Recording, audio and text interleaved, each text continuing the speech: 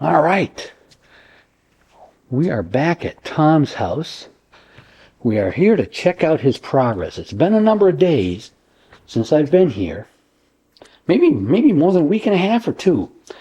So, knowing Tom, he's probably got a bunch more work done that's going to surprise me. We'll see as we make this corner.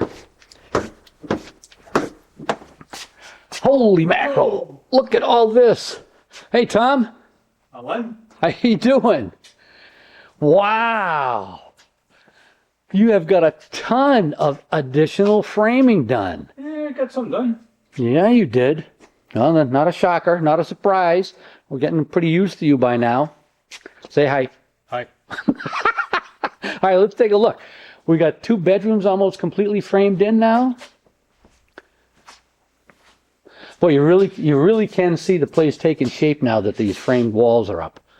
You know, it's not always easy. An idea of what's going to be down here. Yeah, it's not easy to visualize this stuff all the time, but boy, this is pretty good. Each of the bedrooms will have a closet the full length of this wall. Okay, so this whole area down in here will have a... I think it's about maybe 14 feet.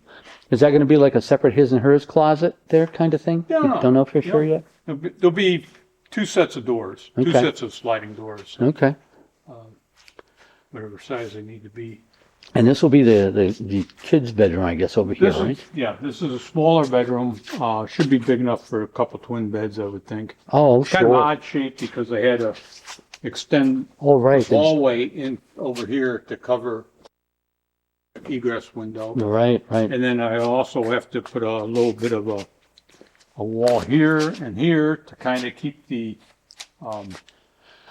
Oh, that's keep the right. entrance to the Because what Tom is talking about, we got to talk about this. I don't remember that before. Yeah, we can talk about that. But anyway, the idea was, yes, you would come around here. There'll be a door right there. There'll be a door right here. Right here. Oh, right here. Right here. Oh, right here. Okay. Yeah. You open that door, and then you come in, and you come through this. There will be an L-shaped section in here, Right. which but this gets you in and around to your storage area, which looks pretty full. Yeah, it takes a bit of space out of the bedroom, but Right. there's only so many things I can do. So only some, yeah, Space. yep. And then you come walking out of this like yo. All right, so this is new thinking, right? I don't remember you mentioning before that you were going to do this.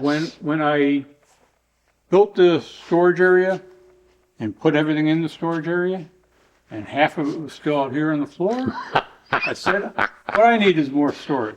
Okay. So what I did was build 2, they're about 6 foot, closets with sliding doors on them that are very deep. They're usual closets like 24 inches. These are, I think, 36 or 37.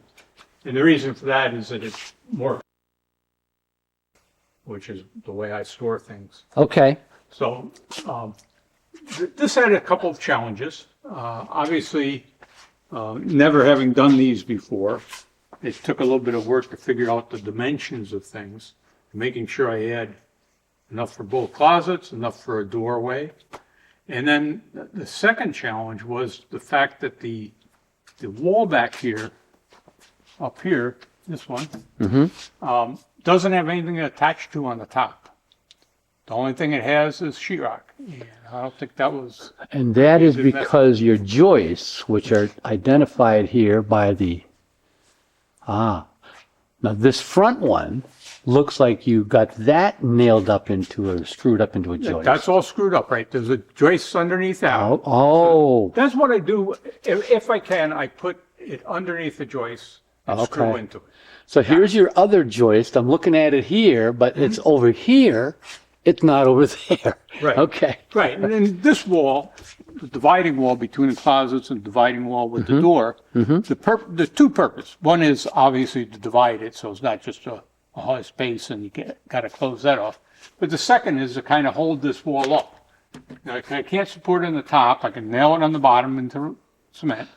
So these kind of, it's one piece, by the way. It's a 16-foot piece of wall. Oh, the whole back wall is Whole back one wall. continuous 60. Really? One continuous piece, yes. Oh, wow. Okay. And so then it's anchored with each of these sidewalls between the front, which is adhered, and the back, which So then you're using these sidewalls here they are really adding structural rigidity to this whole enclosure. they're holding the back wall up. So I get it. Okay. All right. It's great for a bomb shelter. Okay. I see.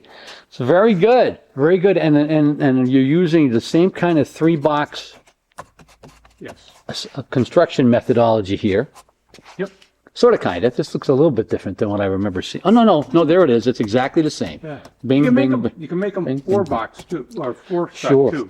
sure. You can put another one in there if you needed a wall going that way. And we had seen these before, but nothing had been attached then. There was one over there on that wall, and that's as simple as it is. You build a 3-box with the 3 2x4s, and then you can see how you've screwed right straight through these into the wall member behind it.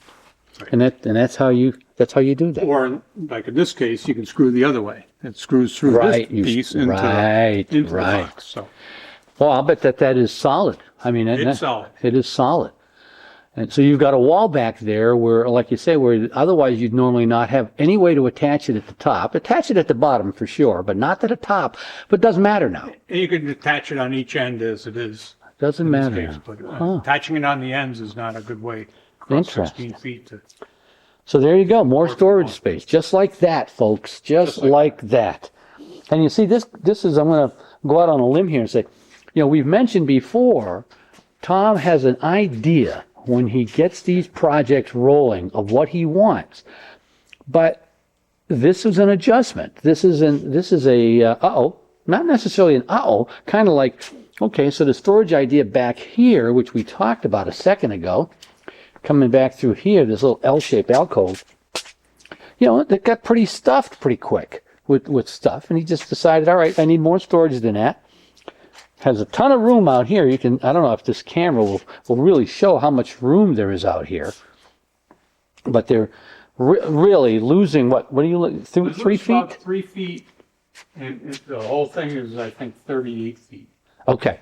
Well, there you go. It's less than 10%. Less than 10%. Yeah. And you'll have tons of room out here still for the pool table and for everything else. For Lenny's pool table. I think we got permission, didn't we, for that? I didn't ask, so I don't know. I did. And I think the answer was, Tom can do whatever he wants. So there you go. All right. Yeah. All right. So this is Did you get that in writing? This is terrific. I have it on. No, I don't. I don't have it on film. So this is really terrific. Really terrific. How everything has come together. Any little construction details that you want to share that we might not have seen before? I mean, clearly we're seeing now how the whole 3-box idea works. Where's the other one? Down here, was it? Oh no, over there. The original one there it is is. over there. Yeah. There's one. Well, here's a case where I didn't use the 3-box for such a short wall.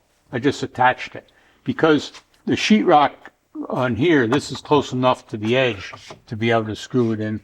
Oh, okay, I see. Without, it won't break off or anything like that. So rather than do a 3-box, which would have been very difficult to do that and this at the same time, I just attached it to it. Okay, got it. Nice. It comes from here while I can. That's not door. But yeah, there you go. So there's the other wall that he built. And this back wall had the 3-box back here. We can see that. And just like we showed you in the closet, that's as, I won't say simple, but that's the idea behind it. You build another wall, you saddle it up to that 3-box, and you screw it right into that 2x4. Right. And the idea there was to give a little flexibility too. If I decide later I want to finish off the storage room, or somebody else wants to finish off the storage room, you can extend the wall. Okay, gotcha. It's all set up. It's got maybe 8 inches of overhang if you go to the bottom, so you can just carry on. Right. You can just be able to continue that wall in there around. But that's not your intention. I don't intend to do anything back there. Couple reasons, but the main reason is that the walls, the sheetrock is out 7.5 inches from the foundation because it's got the batting insulation and a 3.5-inch wall and a 1/2-inch sheetrock. So if I do that back there, I'm gonna lose 15 inches one direction and another 7.5 inches the other. So if you do a square foot calculation, it's probably only 10%, but why give it up? Why give it up? There's no advantage to giving it up. No advantage. Okay. For at least for my purposes. If somebody wants to finish it later and make it nice and neat, go for it. Gotcha. Yeah. Well, this is tremendous. Tremendous amount of work here. You're a busy little guy. I am. Now, to people, this might not be of too much interest to the viewers, but I dragged Tom out, or rather he dragged me out to the golf course yesterday. So he wasn't busy yesterday afternoon other than smashing long drives down the fairway. This is cool, though. This is cool. All right. Getting there. Yeah, absolutely. We've got a few more little things to do in the framing, and then it's on to the electric and plumbing. So you clearly have this wall left to frame out, Yes. right? Over there. And you going around that same corner, or are you going to do something different back then in that corner? You already got drywall up there. That's drywall. The ceiling and any walls around used space must be drywall. Okay. So this is a staircase, so you have to drywall on both sides. Oh, okay. It's basically a fire Okay. code issue.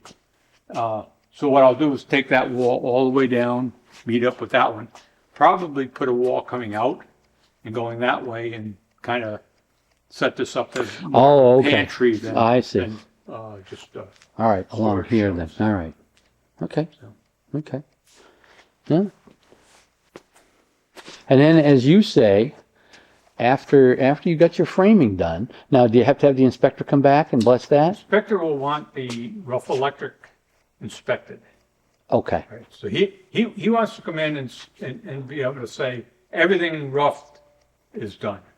Okay, he doesn't want to have to keep these little things.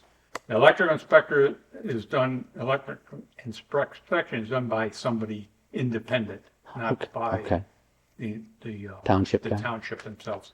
So that has to be done. In the plumbing, most of the plumbing is already done, at least the part that they generally inspect. They'll ask me about the pump that I'm going to Yeah, use, right. and they'll they want to make sure that all the fixtures are where they are in tolerances and allowances. So I know one thing I wanted to ask you. Now this is your water closet, which I am able to look at from outside here because there's no sheetrock up yet. Now, did you mention to me the last time that there was going to be a little tight in here, dimension-wise? It is very tight in here, dimension-wise. Okay. What the code in this township? Let's start with the toilet. The toilet can be either 10, 12, or 13-inch, what they call offset or setback. So from the wall, this one could be 10, 12, whichever you want it. But the problem is that this was fixed. Right. So it doesn't make any difference how much space it got going back this way. It's still going to start, the center of the toilet is still going to start there and go forward. Right. Now this one I found, it comes out 25 inches. Most of them come out anywhere between 28 and 30. Oh. Okay? You need between the toilet and the vanity, you need a total of a minimum of 21 inches. Okay, so if you take 25 and 21, it's 46, and I've got 60. So it only leaves 14 inches. So what you do is you go on the internet and you search until you find a vanity that will fit in 14 inches. Right. Now the one I got, 14 1/4, but we're gonna live with that. Okay. All right. So, but that'll be sneaking right up to the line of. Yes, yeah.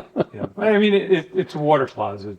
Yeah. Right. Right. Usually in a toilet, you have to have 15, for sure you have to have 15 inches on either side. It's more a claustrophobic thing than anything. I mean, you don't want to be, trying to, big person or trying to get your shoulders fit. Now, if anybody were to give you any hassle about that 1/4 or 1/2 inch or whatever difference, then what would you do? Plan B. What's plan B? Plan B. Take the vanity, put it out here. Oh, okay. Okay. Put a false wall in there about halfway back.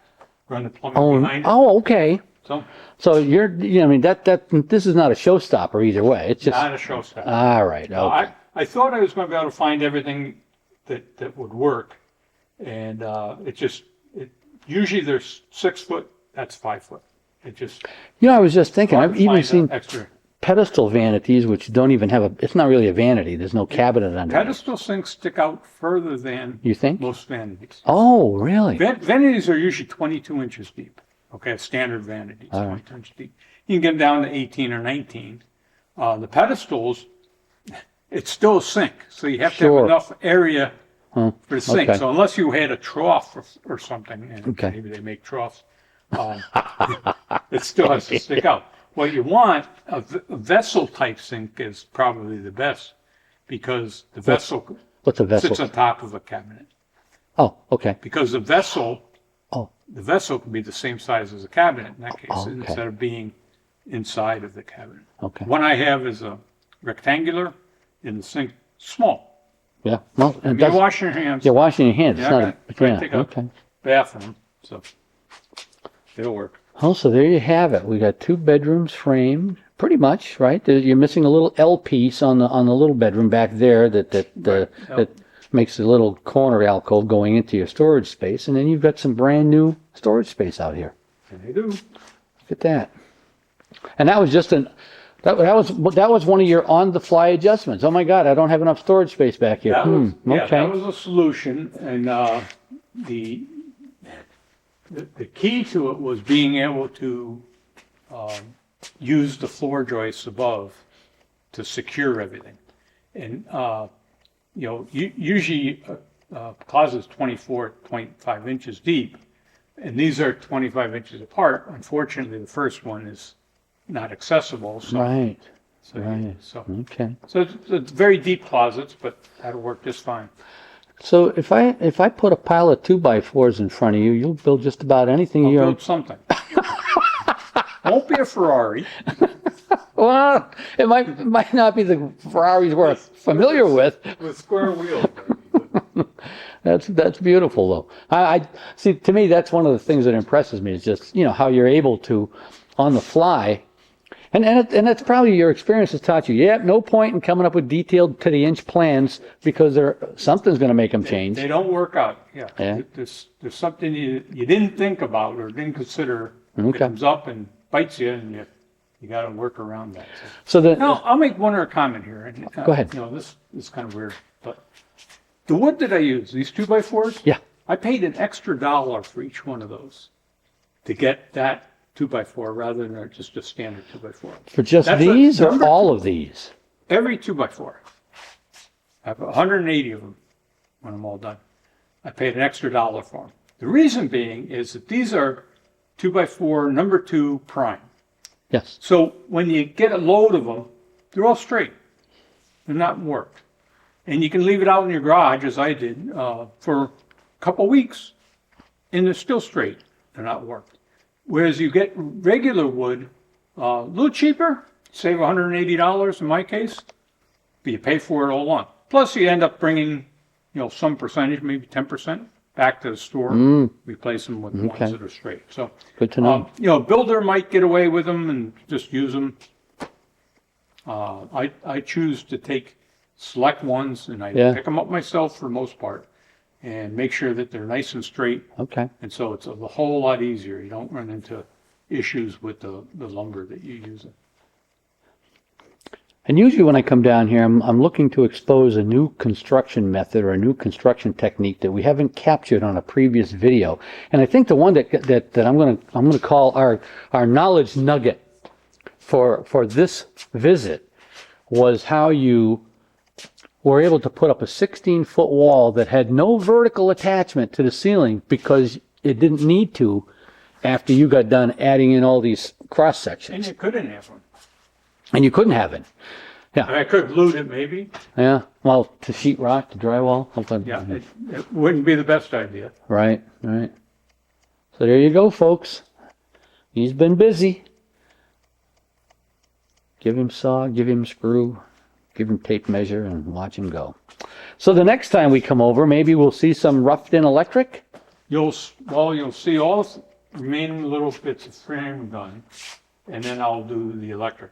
Okay. The electric's got some challenges too, because if you come over the rules are you have to have, if you were to take a lamp with a 6-foot cord, place it against the wall, you have to be able to plug it in.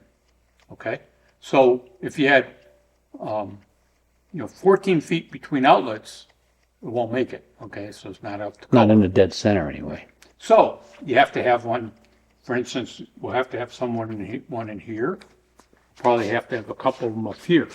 Now, if you notice, to get into here, you can come through the I-beam. Okay, that's not going to work very well.